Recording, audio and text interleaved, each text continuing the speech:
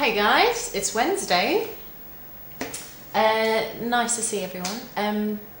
Right, so this week is spirituality, and I've really had to rein in my thoughts for this video because it could end up being very long and very long-winded, and my aim is not to offend or discriminate against anyone's beliefs, but I feel if I go overboard it might seem like I'm attacking religion, which in essence I'm very, very against. I don't see religion as benefiting this world in any way, shape or form. If you look at history, for example, it's just been the absolute downfall of everything, and religion, everything that's been done in the name of religion is nothing of value at all. If you really have to take responsibility for your beliefs and actually look into what your belief actually represents, you'd be surprised. You know, you just look at the examples of the way religion destroys the world at the moment. In Nigeria, there's this fixation on witchcraft as a result of missionaries spreading Christianity in Nigeria, and they've taken on a completely left wing about the whole view, and they see children as potential witches whenever something goes wrong in a household. These children, if someone had to die or if the crops don't grow, the youngest children are always put to blame as being witches. They're nailed in the head, they're burnt alive, everything is done to these children, and they cannot be put back into normal society because once they've been branded a witch, they're not safe anywhere. And there's this tiny little resort that is trying to save these children and educate them because they're not accepted into major schools, and all because of extremism. And this is the problem with religion, is you're extremists. Look at terrorism as an extremism of the Muslim faiths, like Islam. There's cults that are always secondary to major religion that spring off it. People interpret bits and pieces of the Bible how they want to interpret it and convert that into their own understanding and make their own cults, which is a danger to a hell of a lot of people. It's all just brainwashing, in my opinion. And I think children at schools finally, only over the last couple of years, have finally been able to be taught evolution in schools. And I think it was absolutely ridiculous that evolution was kept out of the curriculum because of the fact that it went against creationism, which was always the standard medium of teaching at schools, giving these kids no choice but to believe that this is what happened.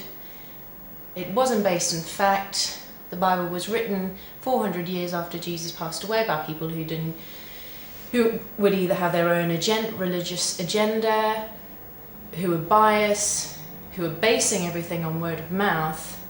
So it's not a reliable historical piece of work at all.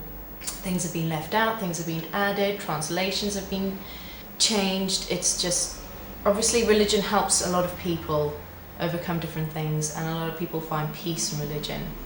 That's fine. It's just the organisation of the church that I'm against, and the fact that you know, if you believe in heaven and hell, keep it to yourself. Don't try and preach to us non-believers about the fact that if we don't let Jesus into our lives, we're going to go to hell, because that's your belief, not ours. And you shouldn't be bothered about us, because if you're right and I'm wrong, then I'll go to hell. That's nothing to do with you anyway, so don't preach to me. Sorry, I'm really trying to hold back here my absolute ranting. But I just don't agree with it at all, and I think everyone should read this book. The God Delusion by Richard Dawkins. Absolutely amazing. This book, according to most people who have commented on it, very high. Philip Pullman, for example, who wrote his Dark Materials trilogy. The God Delusion is written with all the clarity and elegance of which Dawkins is a master. It is so well written, in fact, that children deserve to read it as well as adults. It should have a place in every school library, especially in the library of every faith school. Children need to see the whole picture. They don't need to be brainwashed at a young age. I'm not saying anyone who follows a major religion is brainwashed, but children should be given a choice right into the beginning. They should be given all the facts about life before they have to choose to believe in a faith that is based on hypocrisy and untruths. And I think that everyone, regardless of your faith, should read this book. It's by a well-known Richard Dawkins. He's actually a lecturer at Oxford University, and he's a biologist and obviously a scientist, and he's basically giving you the facts, and it's really good reading, and everyone should definitely give it a read. You know, I think we atheists need to come together and not bashing major religions, which I feel like I have a bit. I'm sorry if it's come across that way. I feel that atheists were, even a few years ago, really condemned. We still are, but if you look at the amount of people who are non-believers, there's a hell of a lot these days who are just questioning and not happy to go blindsidedly into a religion that basically is not built on any real foundations. It's only because of the length of time it's been around that it becomes acceptable and people choose not to question it. You know, the church choose to attack scientists all the time for their views and proof for, you know, natural selection, evolution, all of that. And I think, how dare can the church question science when their whole belief system is based on superstition, not on fact.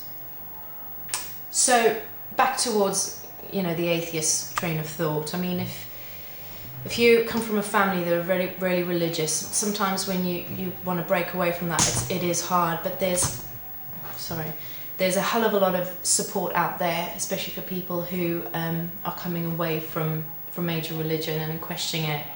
Have a look online for secular humanist societies in your area, and, you know, just get opinions from people who are on the same wavelength as you, and get support and open your eyes a bit to what the world's really about. And if you don't choose to base your whole belief system on superstition and want to know exactly what, you know, what's out there and questioning, join a secular humanist foundation or society, and yeah, they should be very enlightening.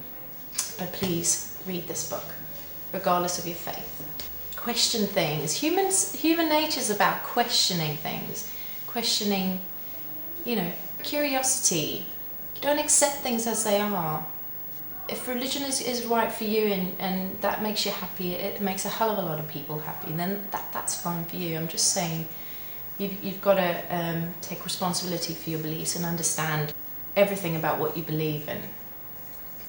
But anyway, that's all from me. I'm not feeling 100% today, so I'm sorry if this has upset anyone. It's just my opinion, but it's based on well-educated findings.